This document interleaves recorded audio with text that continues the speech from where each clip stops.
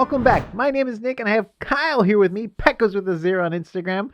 Go follow him, give him a like. He's a super talented artist, and he also helps designs a lot of our shirts at thebestnerdyshirts.com. This is our awesome Dune primer shirt, which is our theory, or not our theory. It's like our our name for the videos we've been making here.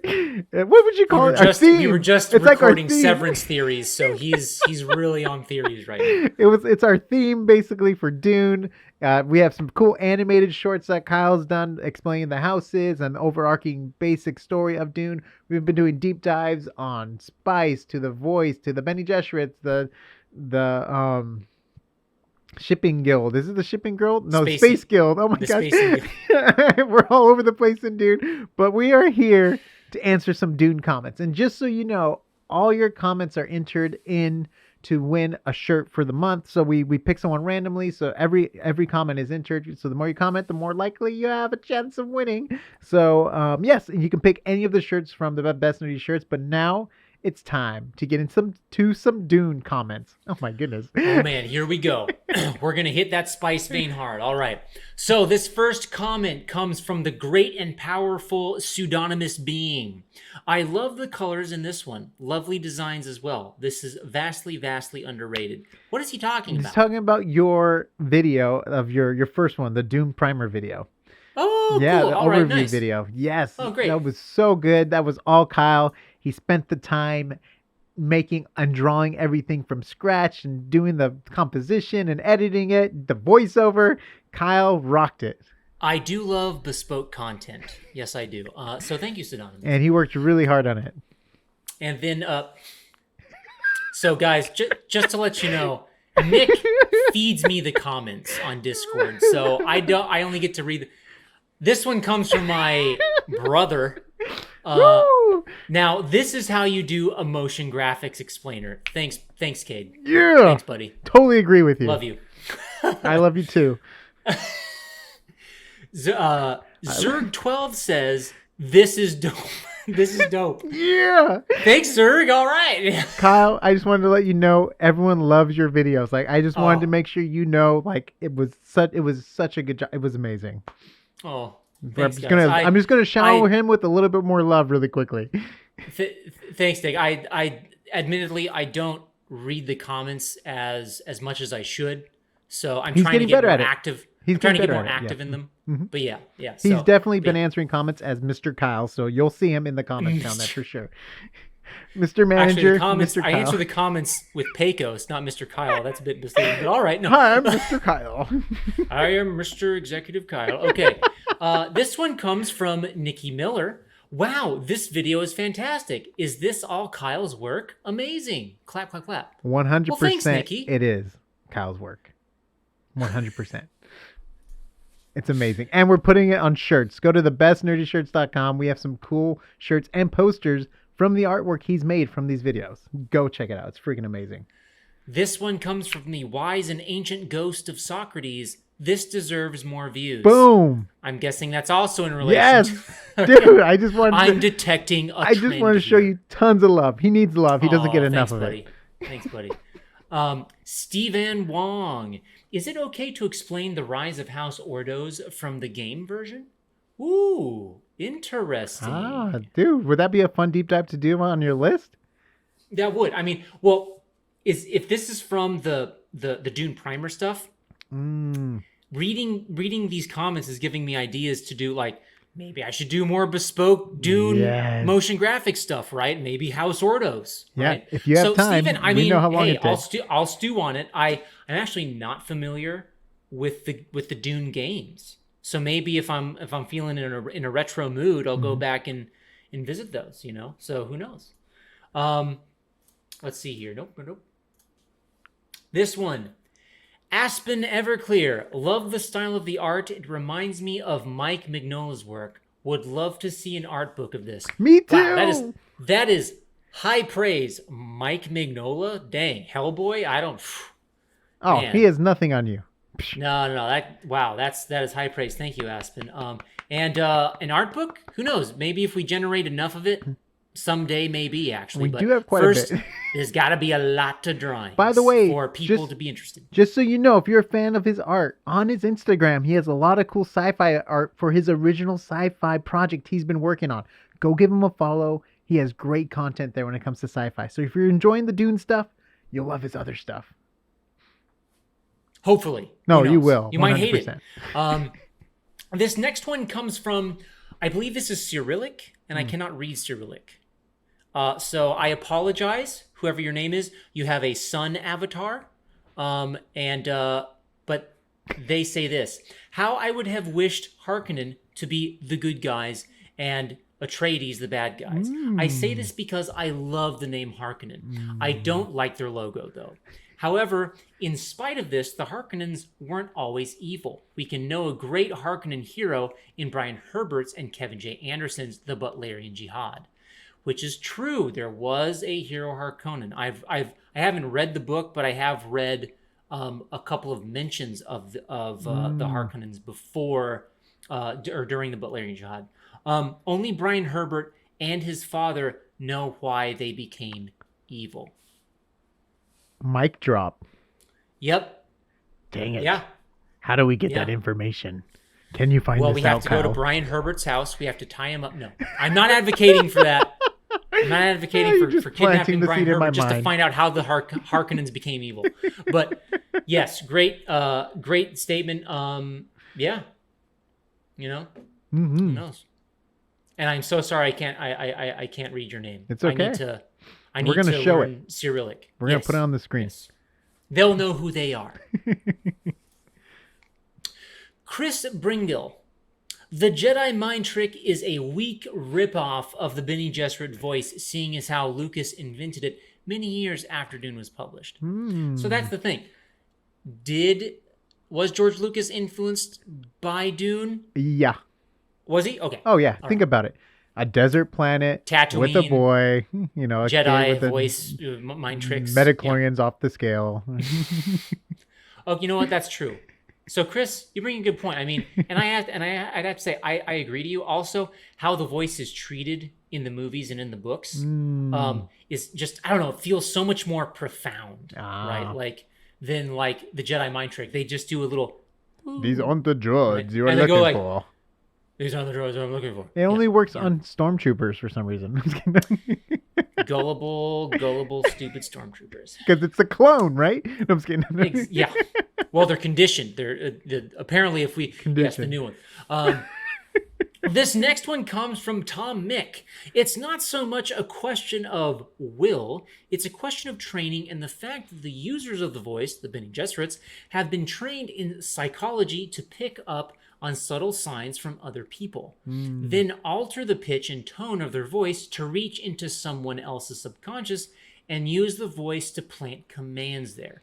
The BGs don't allow it to be known widely that they can do that, because once people realize they can do that, people can be trained to resist it. It takes some time for a BG to listen to someone to be able to find the right combination of pitch and tone. So the voice will vary from person to person as well. That is a good detail there, Tom, because yes, there is a lot of stuff to the voice that we have definitely not covered. You could talk endlessly about a lot of aspects of Dune. No, it's totally, you know what's funny? You mentioned that a little bit for sure when we did the Bene Gesserit deep dive.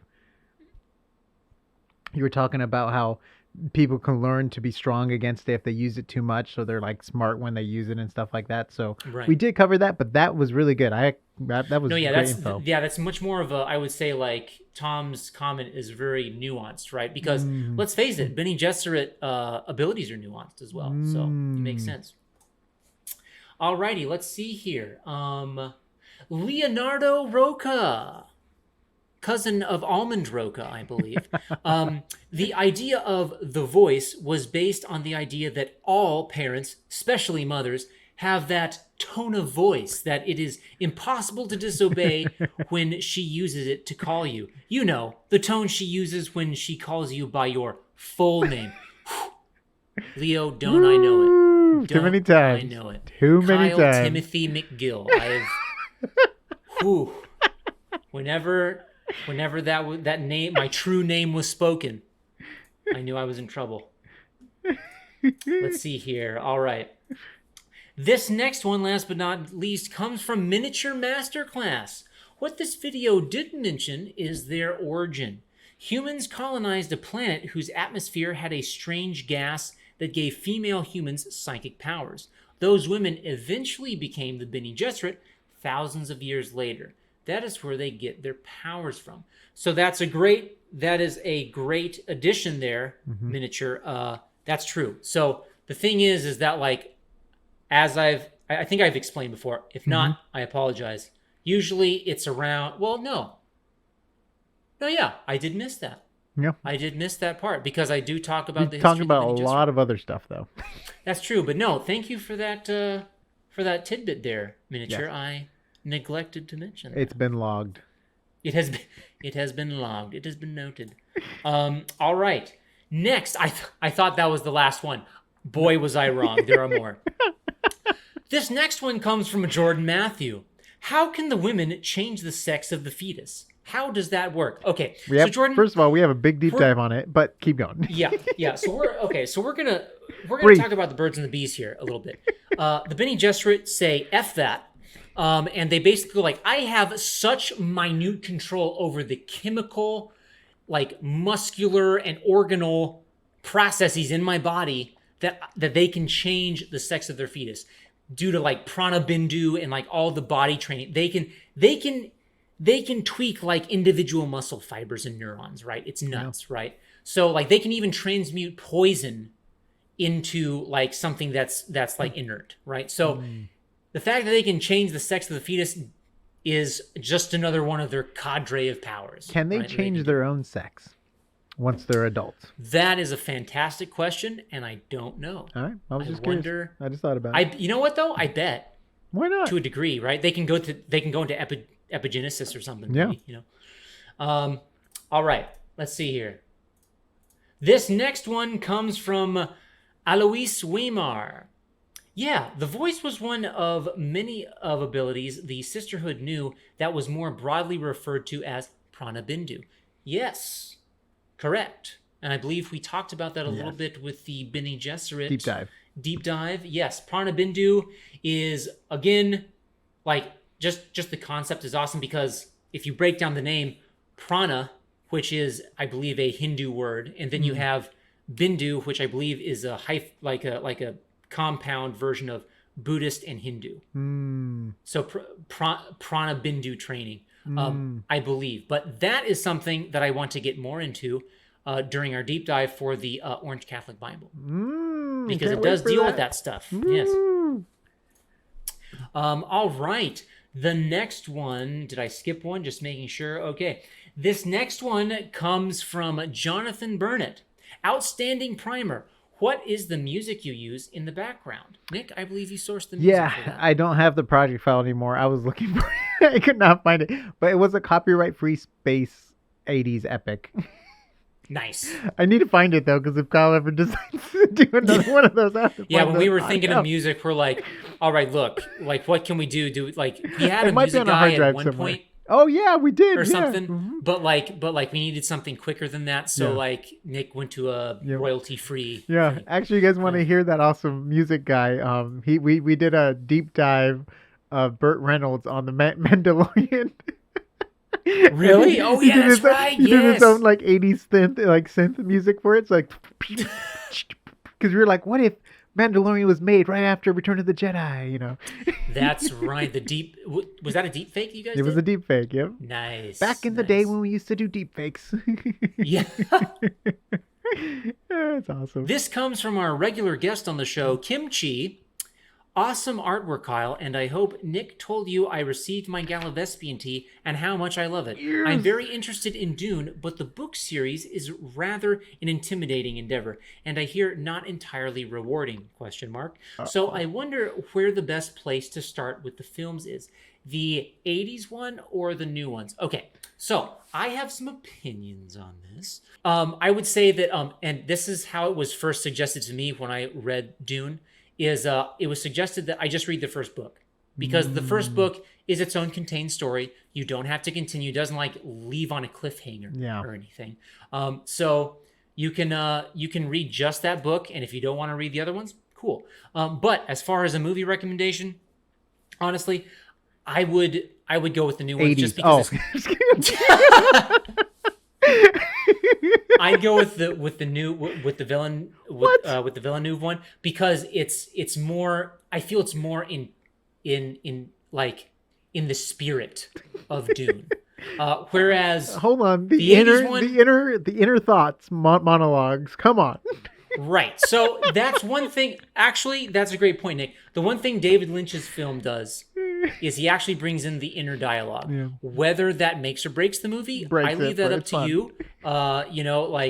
It is interesting to get the internal thoughts because we all know if you've read Dune, there's a lot of that. Yeah. So some I can see why some directors would think that would be needed. Yeah. By the way, there's a great South Park episode where they talk about Tom Brady's poop in his feces, but they refer to it as the spice melange. And they do like the inner monologue stuff, and they do such a good job making fun of the 80s movies. It's like, the spice melange. Like the way the spice must flow. Yeah, exactly. It's so much fun. If you're a South Park fan, I highly recommend you watch it if you like Dune. And this one comes from Meg in Whispers ASMR. Woo woo. Oh gosh, I forgot for a sec that you guys cover Dune. Excited to watch along. Yes. Well, thank you so much, Megan. She was also one of our previous winners too, just like Kim Shi and just like Chris Wiz. Woo! I knew the name looked familiar. Yeah. That's right. This next one comes from Studio Room. Fairfax Where? Sorry, not familiar with the books. I think I also responded to this too, but just so y'all know. So this comes from the Frank Herbert, like his visions of the future, and kind of it was sourced from the interview he had with Cal State Fullerton, I believe, and with the I forget the guy's name, but he was with their English department. And Fairfax is just north of San Francisco, and it's where Frank Herbert lived in 1969, around that time. Yep. So yeah. Fairfax is not a location in Dune. Just a heads up, it's the location for the interview. And then this next one comes from The Ebon Space. You guys need to be watching From by the producers of Lost. Nick, do you know anything about Yeah, that's the one I messed up. I think I said Fear to you in the last episode, but it's From. Actually, the show was describing so but the stuff you talked about, the contents of it? Yes, that's From. Yeah. Oh boy, I don't know. Yeah. I mean, I've only watched the first 3 episodes because they were free on Prime. Okay. Like, I think they're on a different streaming service, but Ebon Space, I might check it out, but I am a notorious scaredy cat when it comes to scary stuff. Yeah. And the way how Nick described it, it sounds pretty spooky. Yeah. By the way, we also have a great short on the channel of me filming Kyle's reaction to watching what is it? Stranger Things season 4 with Vecna, and he was like, "Oh my god!" The neck was broken. No, I wasn't like that. I just did this, and I was silent. I was just like looking on in horror, like you can't speak. Man, it's so good. That's such a good season. I'm so excited for season 5. By the way, subscribe. We're gonna be covering it here. This next one comes from Stefan Schleps. Also, by the way, great R. Crumb avatar you have. That's awesome. Anyway, does Paul throw a wrench into the plans of the Bene Gesserit? Not according to Chapter House. If you haven't read Chapter House yet, you need to. If you have read it, it's probably time to reread it. Read all 6 books, and then you'll know why Frank Herbert is a sci-fi genius. Love the channel, guys. So yes, admittedly, Stefan, yes, you've uncovered my deep dark secret. I have not finished the entire original Dune series. I am currently on book 4. He's working his way through. I got sidetracked by the Stormlight Archives, and I'm currently finishing that up. But I will continue on with God Emperor of Dune, and then continue on with the next 2 after that. Yes, and I'm partially responsible for that because I made him go back and reread His Dark Materials and some other books and content and stuff for content here. So it is entirely my fault why his schedule's so messed up. Nick really you are so welcome, everyone. If you were here for our His Dark Materials content, you know why. We really went deep. Kyle has time to catch up on Dune before the next movie. So yes, I do. I have plenty of time.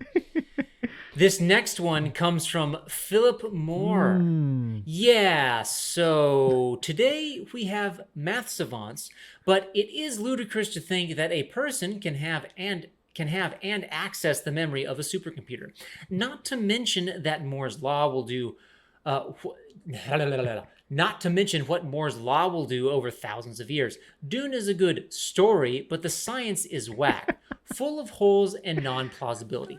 All right, so interesting take, Philip. I would say that yes, I agree with you. It is a great story, and yes, it is hard. It is very hard to have plausibility with that, but I guess that's why they call it science fiction. Yeah, you get a little bit of science, maybe you get a lot of fiction. It's with all the stories. There's so many plot holes in His Dark Materials. There's plot holes in Lord of the Rings. There's a lot of plot holes in Raised by Wolves.